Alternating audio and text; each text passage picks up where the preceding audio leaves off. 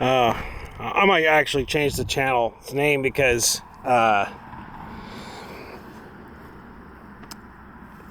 there's very little knife making going on and a lot more talking. And sometimes it's not even about knives anymore. And how do I place this? Because I never, think about it's kind of funny in the knife community. In the knife community, a lot of people seem to be married. They actually seem to have families. They seem to be married with children. A lot of the men on here seem married with children. And remember one time I was at a function and I was telling an old friend of mine how I started making knives, and he wanted to buy one, and the wife kind of just looked up to the side, kind of like I could tell. She probably didn't want the money to go to some handmade trinket, and it does the same thing as something from the store. But anyway, it seems that, there's a lot of married guys in the knife community, and so I don't know if this is relevant to knife making or not, but I'm just kind of taking the subject and rolling with it. It seems to, none of them seem to be bothered by any of it. Where I'm at, there's a lot of married couples with kids, and everything seems to be okay in their world. So I don't know how really this whole, I've actually heard the term gender war used, which is a pretty strong word. It's like, ooh, tanks in the streets, planes flying overhead and little parachutes coming out, and no, it's more subtle than that. But I've heard the term gender war, and I wouldn't really go so strong as to say it's a war. And I cannot even begin to speak for someone in their 30s. But as someone going into their 50s and seeing what I've seen through the years and seeing what I've seen, just seeing what I've seen, I'm kind of done. I'm not, don't get me wrong. Don't get me wrong, it sucks. It sucks to sit there and say that, yeah, I'm more likely not going to ever get married or have kids. Sometimes I wonder, if I had kids, what they would be like, or where they would be now. Probably a couple of major decisions made by other people, may or may have not had something to do with me not making a future income. I'm willing to believe, though, that if I had picked a different career field, I probably would have wound up as a member of the middle class and happily divorced. So, but I mean, I would have had a house at one time. I probably would have lost that house during the financial crisis. I would have been married. I probably would have been divorced by now, but I would have probably about 3 kids. And it all comes down, in my mind, it all comes down to the income. Okay, it comes down to the income. Am I able to provide an environment that's conducive towards, sometimes the wife works, maybe she works in some kind of office or something, but for the most part, I was looking to myself to be the guy who brings home the paycheck, whatever it is I did. And I'm willing to bet that if I had picked a different field, that I would have been probably had a few different circumstances early on. I would have been much more advantaged out of the gate, and I probably would have done a lot better. But I'll never get the time back, but I've seemed to have found my stride now. But the problem comes is this irreplaceable commodity, which is time. I can't really seem to ever get that back, but I've seemed to have found my way now. Even with a regular entry-level style job, and sometimes entry-level jobs aren't really they're paying a lot of money now. It's not like everybody's working for $4.50 an hour anymore. Yeah, that's a different subject, but it seems that with a regular everyday job, I seem like I've found my stride, and being single and living with the folks seems to help me get where I need to go. As I stand here and watch some car just blow through a stop sign and head into a middle-class neighborhood, I kind of secretly glad that I'm not one of these people. Nice rolling stop on you too, lady. But anyway, oh, here she comes. She's coming out of the single middle-class neighborhood. Maybe she's not middle class. Oh, she seemed to have the wrong address. Let's see if she stops here. Is she gonna stop here? I should show her, but I'm not gonna show her. There we go. Let's oh, look at that. Almost to stop. Almost to stop. Look at you. Oh. I could say something else about her, but I won't.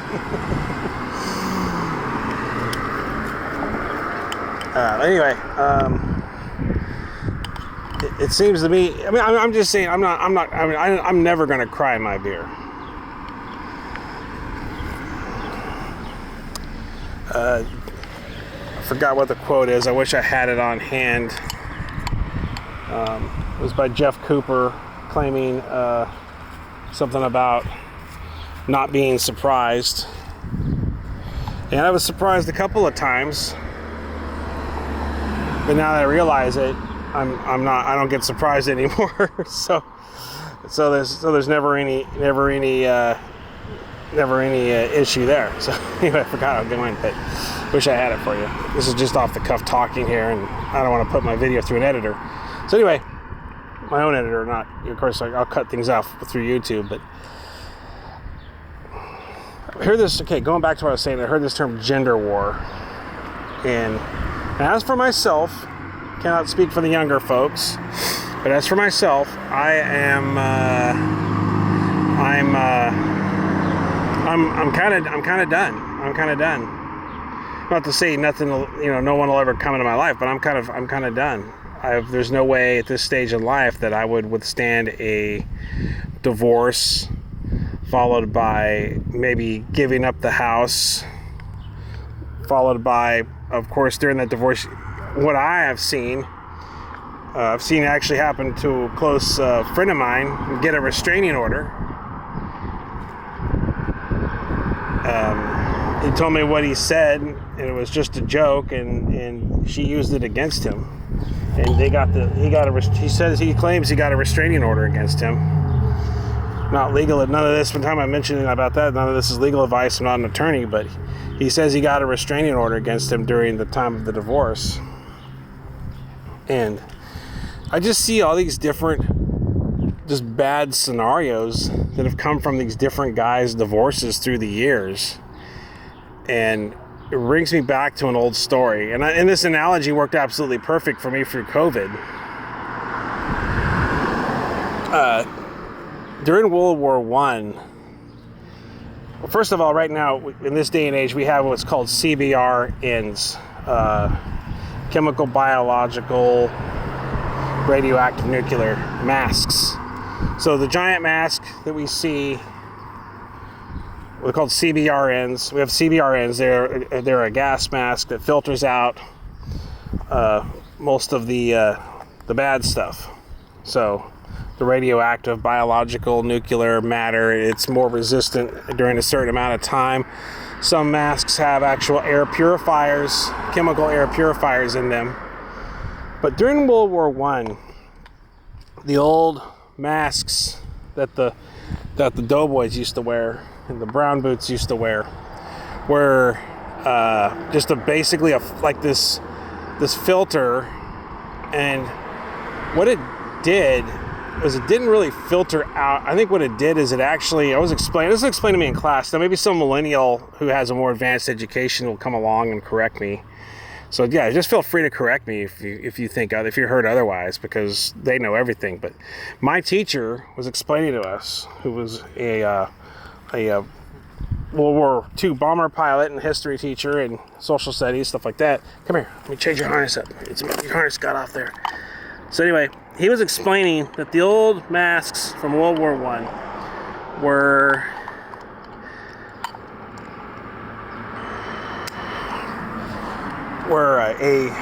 like a filter, not a filter, but what it did was that the men would breathe into these masks in the trenches, and the masks would just kind of take in air, and eventually would, I guess somehow they would breathe it in, and the carbon dioxide, eventually after a time, the carbon dioxide would fill up the mask, and they would run out of oxygen. And that time, what would eventually happen was a guy was getting to where he just simply could not physically breathe. He'd have to pull the mask off and take in air. And what had happened was it became a race of wit, a race of nerve. And what it was that the guy who panicked, the guy who was scared, the guy who had, who just kind of fell to his old primordial wiring, he would hyperventilate and breathe, and he would consume the residual oxygen in that canister, and it would fill up with carbon dioxide from him. And what would happen was that it would fill up, and they just had to get rid of the mask. And at the time, the Germans were using a gas, I think it was called Phaging, mustard gas. Basically, it's a nerve agent. It was used in the trenches. And during the war, I think, in fact, tear gas was actually developed to check mask leaks, I remember correctly. That actually became a training tool during the war, but side story there. But anyway, get over here. It's a dead bird. You don't want that. The masks would fill up, and what guys began to do was the guy would basically realize this. The smarter ones would realize this is just a head game, and I will relax, create my own calm, and I will begin to careful how I consume my air. I'll take half breaths. I'll try to think of calming things. I'll try to slow my breathing rate down. I will try to relax a little bit. The area is flooded with gas, a lot of chaos going around. I don't need to be running around with a rifle doing a lot. I'm just going to kind of sit here a minute, just kind of carefully breathe it in. And the guy that's running around with the I must do something mentality freaks out, runs out of air, pulls his mask off, starts spasmodically twitching around, then dies. Everybody in the trench looks at him and says, okay, well, it's not the time yet to pull the mask off. So they wait, this happens several times, not everybody's going to be onto this whole method. After 4 or 5 guys die, eventually sooner or later, the gas kind of dissipates. Someone eventually says, well, I can't handle it. He pulls his mask off, takes a breath. Nothing happens to him. And they could have had some canaries laying around. I don't know how they did it. There's probably some Wikipedia article on the matter. But the whole point is that the cooler-headed guys that conserved their air, took half breaths, didn't overreact, kept their masks on longer, than when the gas passed over, they were able to take the masks off, breathe, whatever, do what they had to do. And the guys that just couldn't wait or had the panic or freaked out pulled their masks off, and the gas killed them. It was the ones that played the waiting game that won and didn't die from the gas attacks. So, that being said, I'm looking around and I see these guys that pulled their masks off. In the proverbial case here, pulling their masks off is getting married and starting a family. Maybe that mask worked for them for a while, but after a while, that mask became toxic, and they had to pull it off, and they basically got eviscerated by what comes after things like a bad marriage and a divorce. And then the other guys who had these allegations brought against them, these guys had these allegations brought against them. Same thing. They just couldn't wait. They peeled their masks off, and they paid for it. They got nailed by some sort of problems that came with that. So,